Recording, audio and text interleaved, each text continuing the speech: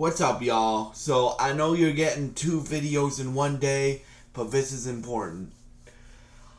I told you guys about my confession. I never beat The Last of Us 2. I got pretty far in it. So, in today's video, I am going to review The Last of Us 2. I already thought this was one of the greatest pieces of media ever. Let's just say I continued to be right. Bro. Now, me saying it is the greatest piece of one of the greatest pieces of media ever doesn't mean I agree with all the decisions they made in it, right? I in order to tell the story that they needed to tell, Joel needed to die, right? But do I like that Joel died? No, I don't. But I also gotta admit to some mistakes that I've been making in The Last of Us. Since I never beat the game, and I'll explain why in a minute I never beat the game. All the Joel stuff that we saw in Last of Us 2 episode 1, like the him standing up to Seth and stuff like that, that happens in the game. And since I was an idiot and didn't finish the game before the show came out, I didn't know that, right? And now, well, I'm not gonna spoil. Well, I am gonna spoil it, but if you're watching the show, do not watch this video, right? If you're watching the show and you don't want the show spoiled for you, if you haven't played The Last of Us 2 before, do not watch this video because I'm gonna talk about the ending scene. The ending scene and what makes Joel's death hit harder for me, and it is going to in the show as well, is at the end, like the last scene of the game, is Ellie and Joel. Ellie forgiving Joel. Right? And that just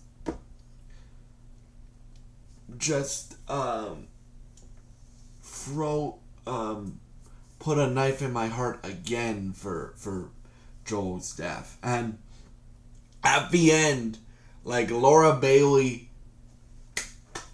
like Caitlin Dever has a lot to live up to, I can give you that. Because, okay, I'll explain why I never finished the game. So, the game came out when I was 19, right? The game came out when I was 19. It was actually the day that I finished my college program that you guys have heard me talk about, right? The work experience program that I did. It was that day that the game came out, June 19th, 2020, right? And I was playing the game, Joel dies, right? I got to the part where you switch perspectives and play as Abby for half the game, right? I like that part now because it's very sympathetic. But and to preface this, Joel is like one of my favorite characters of all time, bro. Like Joel and Nathan Drake, but we're not talking about Uncharted here. Joel is one of my favorite characters of all time. So, me being young and stupid and not finishing the game, right? And now I'm 4 years older. I'm almost gonna be 20. I'm almost 23. I'll be 23 on July 8th, 2025. Bruh, Ellie, like, at the end of the game, like, Ellie takes it too far, and then she realizes it, right? And, if, because I know Naughty Dog is working on Intergalactic Prophet, right?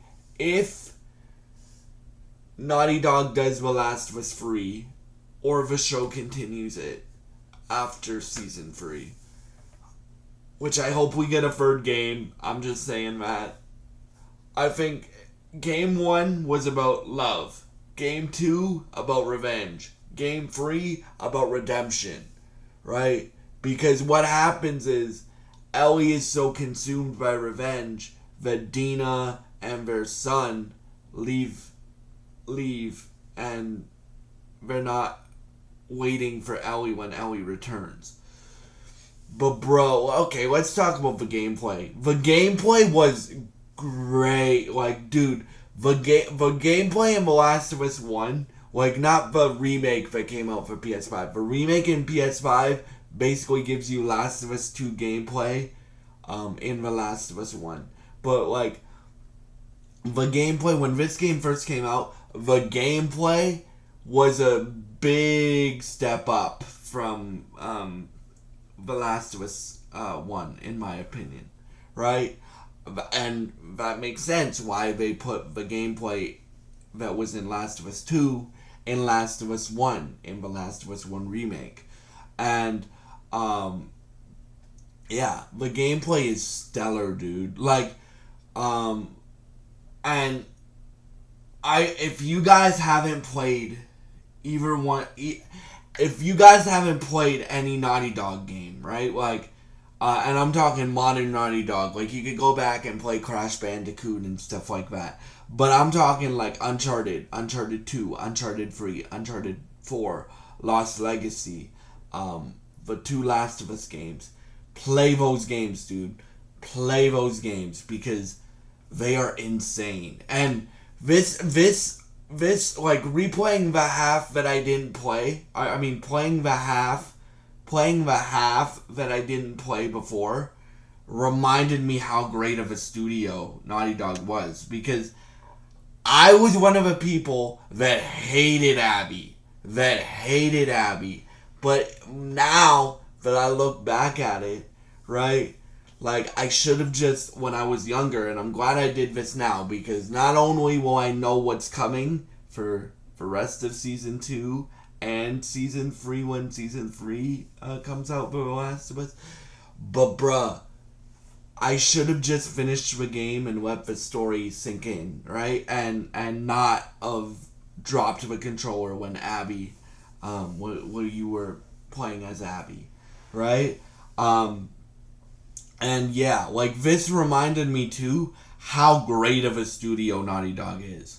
Like I cannot wait now for I know it's a new IP, but I will be pre-ordering that shit when it comes out. If it's 2026, if it's 2027, Naughty Dog's new IP, Intergalactic the Heretic Prophet,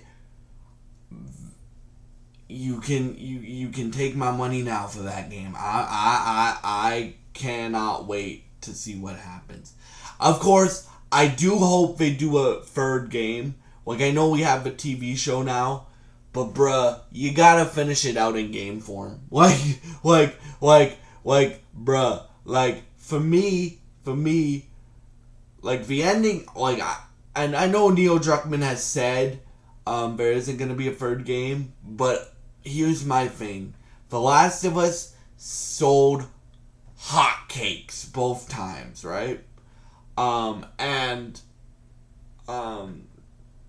That's why they keep remaking the game and bundling the game and stuff like that.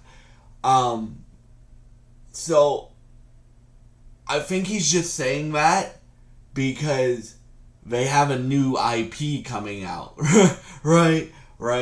I'm still very, very, very, very excited for that IP, and I'm glad they're taking a break from Last of Us. That's what I want Santa Monica to do. I love God of War. You guys know I love God of War.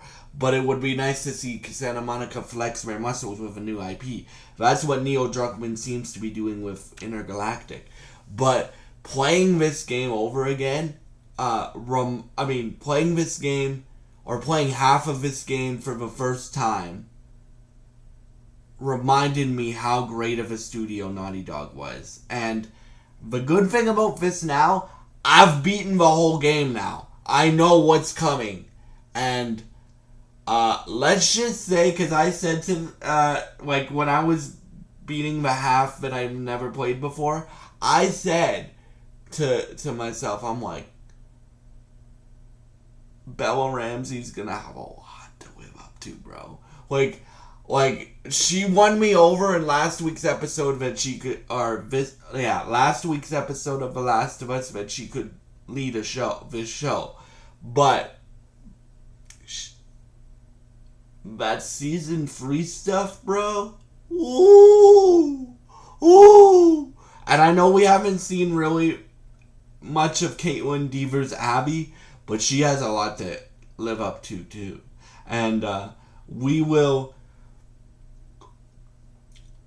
because at the show's pace right now, we're still on Seattle day 1, right? Maybe day 2 next week, but we're still on Seattle day 1, right? And there are, like, I feel like an idiot, guys, because I told you guys that something didn't happen in the game when it turns out that it did. So I apologize for that.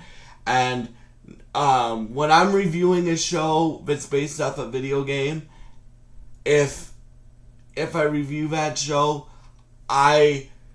and if I compare it to the game, I will make sure, or movie, I will make sure I play that game, or I've beaten that game already, or I'm going to beat it before whatever said show or movie comes out, okay?